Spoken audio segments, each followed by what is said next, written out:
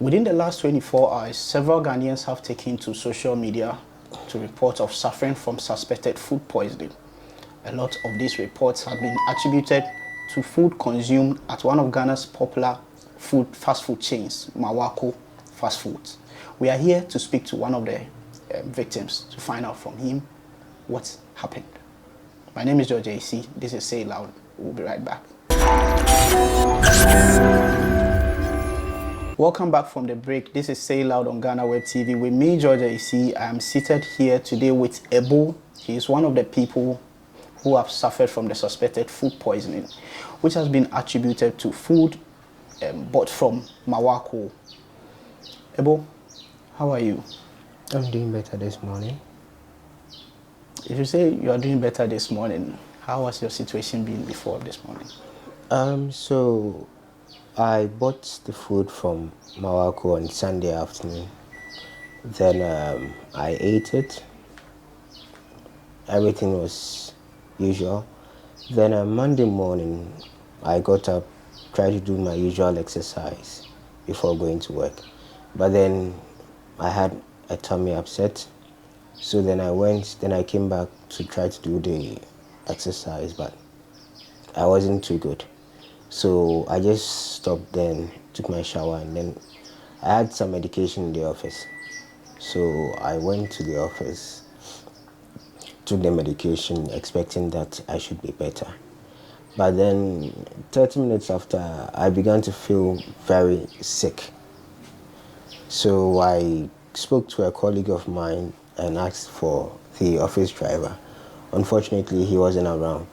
And I was like, well, the police hospital isn't far from me, so I can drive there myself and check myself in.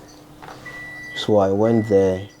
Long story short, they had to admit me. Then when the results came, the doctor said that I had multiple infections. But he didn't say what in particular.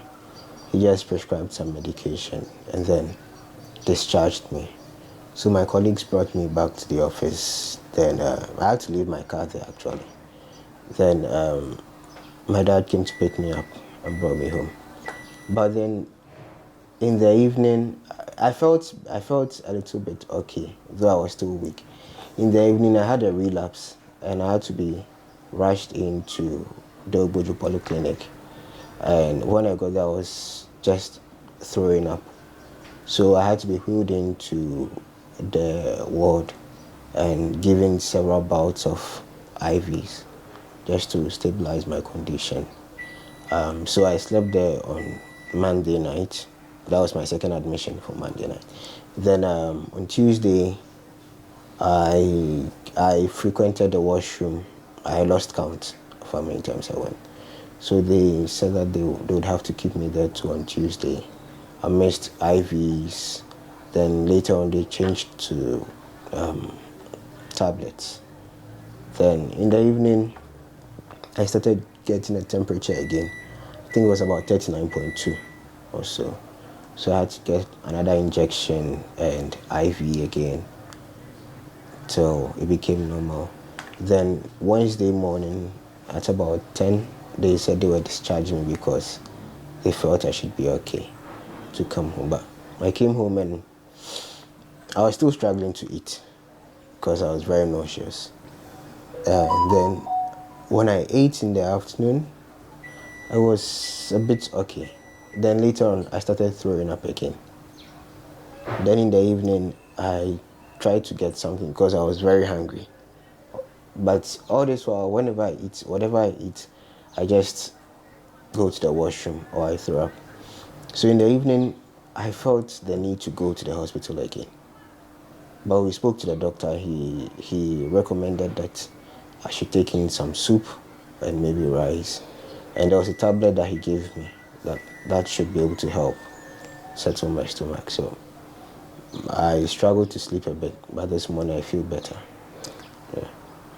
What exactly did you buy at Marwako? Fried rice with chicken. Was it a takeout? Yes. How often do you buy from Marwako? Truth be told, that's my first time. and it will be my last. Sorry, but the news is out there that food poisoning. In your position, how have you been able to establish that what you suffered was food poisoning actually? That's what the doctor said. I didn't say. And so when I went into the polyclinic on Monday evening, there were others there. And so when I sat down for them to do the diagnosis, the doctor he was saying it and he was laughing with the nurses that, where is that Marwako that everyone is talking about? Because it's like everyone who has come in with food poisoning is saying Marwako. And I mentioned that it's at East Legon. And he asked me, why did I eat over there? And I said, yes. Then he said, then you are just one of the victims. So then we would know how to treat you with it. From your count, how many people did you meet with the same problem at the hospital? Okay, I was not in a good position to do that count. I was. But if you had But then, at least I saw a man who came in with his 2 sons, and he said his wife was on admission already. And one of the nurses who doubles also at Chumesiwa Medical Center said that 10 people had come in over there and 7 had been admitted, all from Marwako. At what point did you get to know that you had suffered food poisoning? In the evening, because like I said, the police hospital didn't specifically tell me it was food poisoning. They just mentioned I had multiple infections. So it was on your second admission that you found out. Yeah. Then the social media thing came in. Yes, that I saw just this morning. What have you learned from there? I mean, so far, what have you heard from all the reports? Yeah, they are all reporting similar incidences. Some families, some individuals, some friends. I mean, for me, it was just a regular Sunday afternoon. I stepped out because I wanted to get some lunch. There was no one at home. So I decided, well, let me just go there and get something to eat. And I bought that. We are yet to establish if indeed this is a result of the food you and as well the others ate from Marwako. Yes. But what would be your what would you say in response or in reaction to Marwako and what they do, if it has anything to do with what you have suffered now? Well, first of all, I think FDA needs to come in, go there, check their kitchen, their surroundings. If they can get some of the food samples that they have used, they need to test them and see.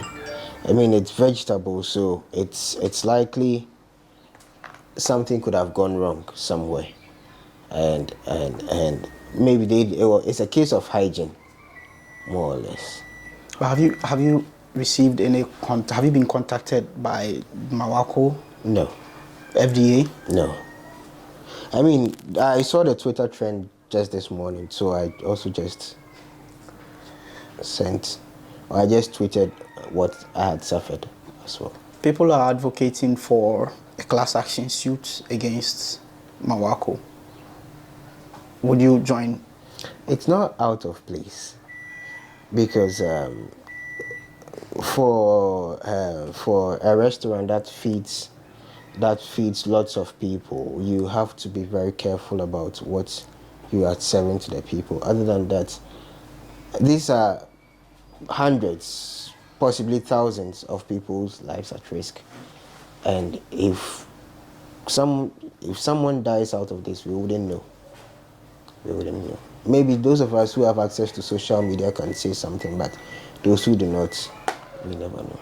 Do you think this is a test case for Ghana, where probably, like it is being suggested, a class action should or must be taken to serve as a deterrent or to create a pathway for dealing with issues like this? Yeah, I think the FDA needs to do. I would say that the FDA needs to do more about some of these things. They need to step up their game when it comes to standards, especially with food, because food is something that we cannot live without. So, yeah, I think it's something that it should be a test case for the country, for Ghana.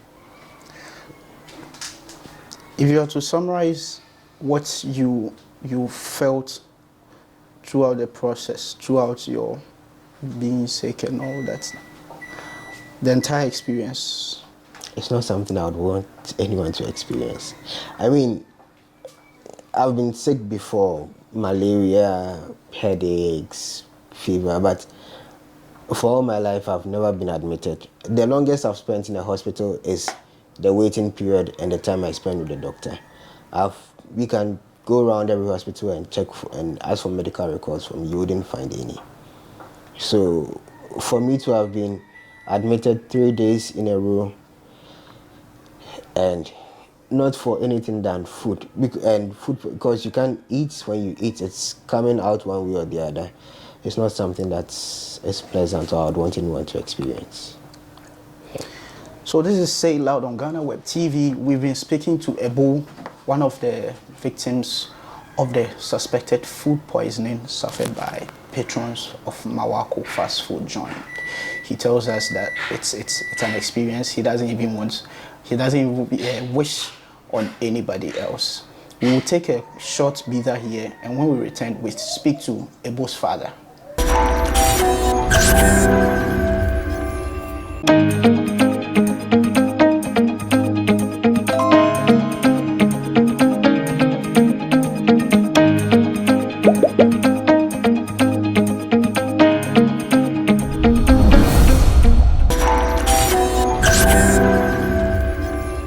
Welcome back. This is still Say Loud on GhanaWeb TV with me, George Ayisi, and within my hands at this moment is the pack which the food Ebo ate was packaged in. I think this is Marwako's packaging and all that. And then I also have in my hands receipts from the police hospital and the other hospital, the second hospital Ebo was admitted at. I've been joined by Ebo's father, Senior, and he's here to tell me more about the plight of his son. Daddy, at what point did you get the call about your son's situation? Well, that's last Friday I traveled to Cape Coast for a funeral with my wife. So we returned on Sunday afternoon. When we got home, because we were not in, and it was Mother's Day, Ebo chose to go out to buy some food. Luckily, when we came home, he had started eating the food. So I went, I said, this might be a delicious food, but he knows that we usually don't buy food from outside. We always eat at home. So he gave explanation that because we are not coming, that's why he went for this food for a change. I tasted the chicken just a little. I was lucky. He enjoyed the food and left some. Then usually he doesn't get up late in the night. But when we were sleeping in the midnight between 2 and 3, he woke up. I said, "It's not yet 5 for Ebo to bath. Let's see." Then before 5, normally he wakes up to take his bath. He went to loo again. He dressed up and went to office. At what point did you realize things had actually gotten serious? I was, apart from traumatized, at age 65, I've seen people struggling to die. When briefing, when you are passing, I mean, you know, if you go to hospitals, you see. So that made me, that fear put me that no, I cannot keep him overnight here. When it is midnight, Where do you go? Between 2 and 3. That's where people usually pass away. Between 2 a.m., 3, 4 a.m. That's when sick people pass away. I just read that in the one of these social medias. So that motivated me to send him to the So hospital. for you, your greatest fear was losing your son. Yes. Taking care of a child from day one, passing through all the education for him to get where he is, and by somebody's mistake, you lose your son. It's he who has to take care of me through my old age. He has to bury me, but not I bury him. You were in the ER and you talk of other people bringing their family and reporting with the same situation, which was attributed to Marwako and all that. Seeing all that, what was going through your mind at that point? First was to ensure that he gets well, and I take the case up. So this morning, I consulted 1 or 2 people. Already Chumesua Hospital, there were about 7 people. Some of them understand even they put pampers on them. You have to use the pampers because they were just passing through, so they were suffering. So you started checking on social media and the news outlet, whether you find something. Then we take the case up. I planned this morning to go to Marwako to see the management and make formal complaint. If they tell me something reasonable, is there, I will know whether to sue or not to sue. You are planning to sue? Yes. I'll just find a lawyer. But if they tell me something, I mean, unexpected bills, I'm a pensioner. Suppose I was not having money and we're at the hospital. How much has this cost you? I have not total, but I mean up and down fuel. I was at the hospital 5 times. Go and bring this. Go and buy this. The inconvenience and trauma. Can you pay for It goes that beyond services? monetary expenses. Money, you have to buy the drugs. You have to buy the drugs. It's not free. The inconveniences, unbudgeted inconveniences, because of somebody's interest or profit. If the management is working well, that's Marwako. They have to put all this into, see the people they employ. Did they test the food before they ate? They sold them out?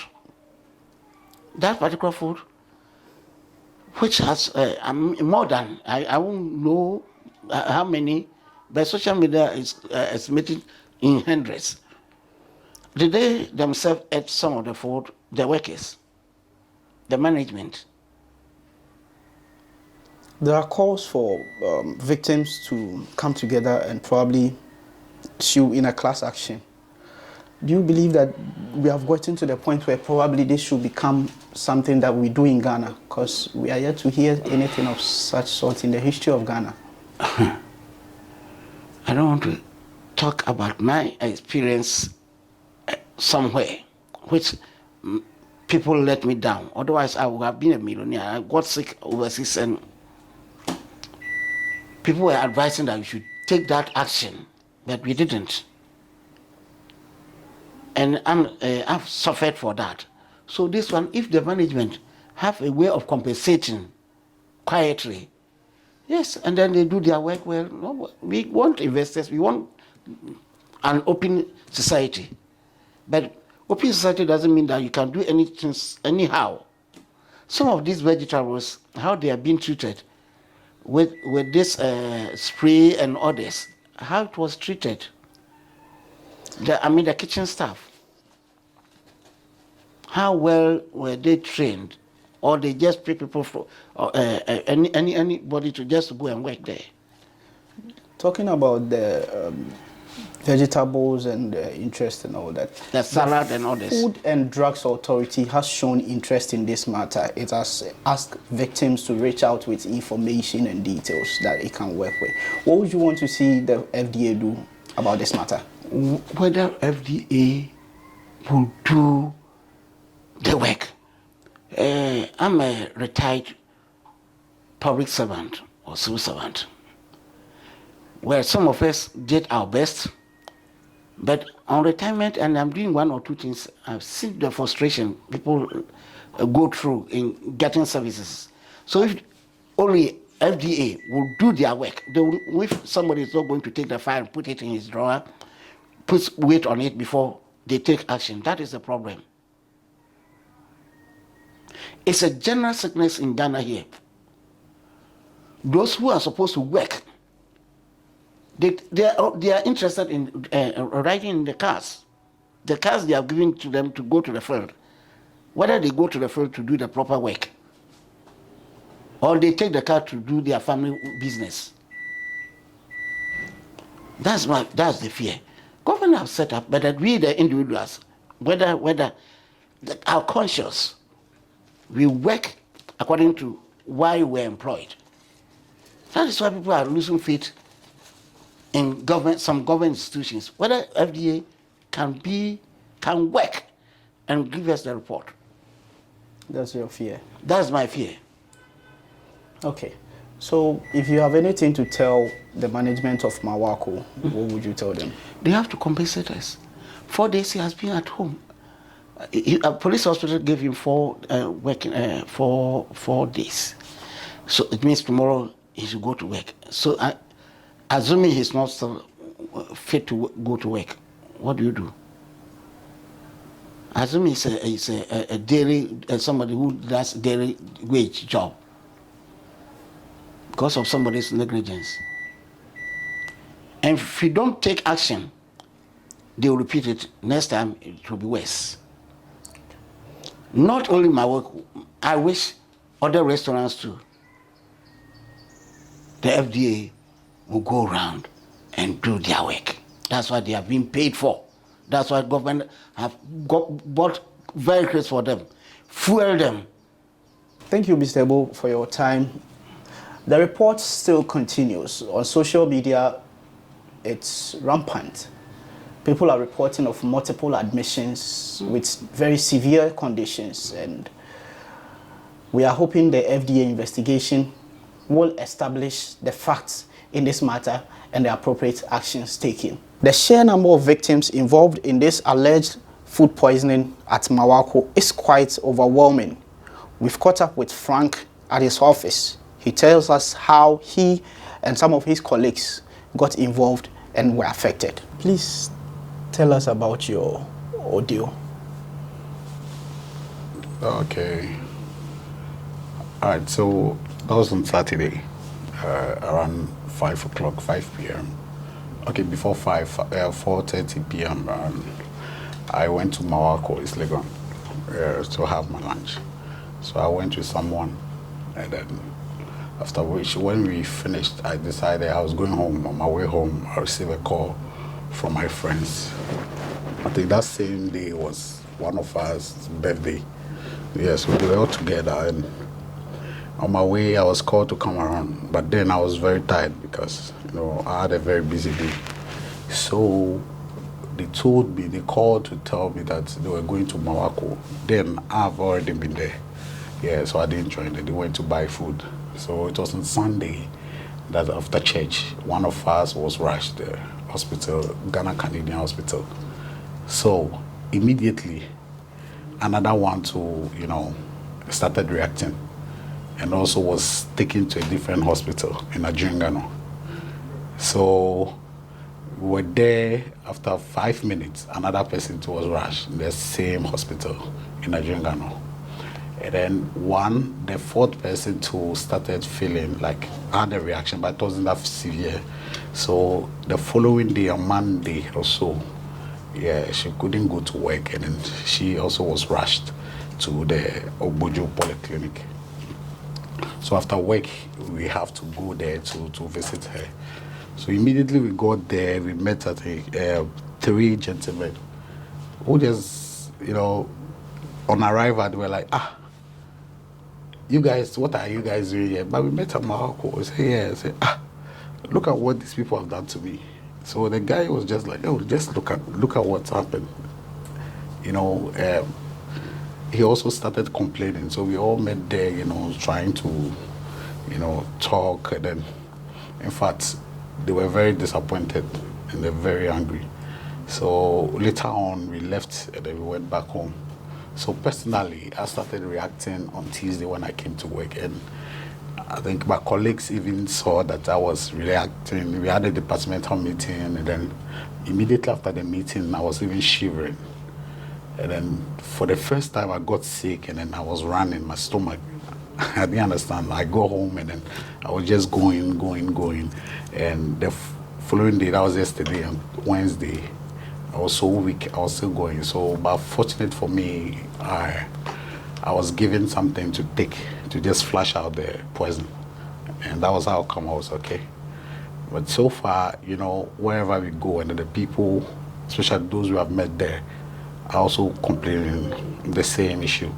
And this is to the extreme, because even if it's a slight food poisoning or anything, not everybody will have reacted. So, but it's like every single person that visited the place on that day, Saturday, have reacted and has been rushed to the hospital. And who knows what has happened to those who have not been able to come out. Because a friend of mine even asked a question that, so what, I hope, the person asked, I hope that nobody has died out of it, but how would you know? Yeah, this is just a question. Since we don't have any proof or so, we will take it like that. One of us who have, I think the food, we have samples to there. So if they are interested in getting the food sample, we have it in the fridge, so we can make it available to any approved entity or organization that would demand for it, and then they reach out to me for the information. But I wouldn't. But it's still there, as I said earlier. We still have samples there. You went to the hospital. What did the doctors say? Was it specified to you that this was as a result of food poisoning to you or any of the people that suffered this? Okay, so to my colleagues, it was there. That was confirmed. Food poisoning. That was what was confirmed. But personally, as I said, though I reacted, I didn't go to the hospital. I did a self-medication and I'm okay. Yeah. For you and the people that that were affected, how much did this affect you? I think... Are there some stories to share around this? We are greatly affected because, for we are expecting to go to work on Monday. And then we have a lot of things to do. Some of us are even preparing towards marriage ceremony and all of that, and then this thing just happened. And in fact, because some of my colleagues are even getting married this month, and then for this to happen, in fact, I think, I don't know, but we are greatly affected. Is it the bride or the groom? Both. I'll say both. But as I said, I've generalized it. Some of us are supposed to get married this month, and I don't know how it's going to affect it, whether it's going to affect it in a way or not, but I'm just praying to God that for this particular person, what is the current condition? For the current condition, I think so far I heard from that person yesterday, and then by the grace of God, it's okay. Not too strong, but it's a bit okay. A sister of mine too, I called this morning, and though she's not too strong, but I think we'll wait to the end of the week and then see if there's any new development. Then we take it up from there. This is Say Loud on GhanaWeb TV. It has been with me, George Ayisi. Until we meet for our next episode. Bye.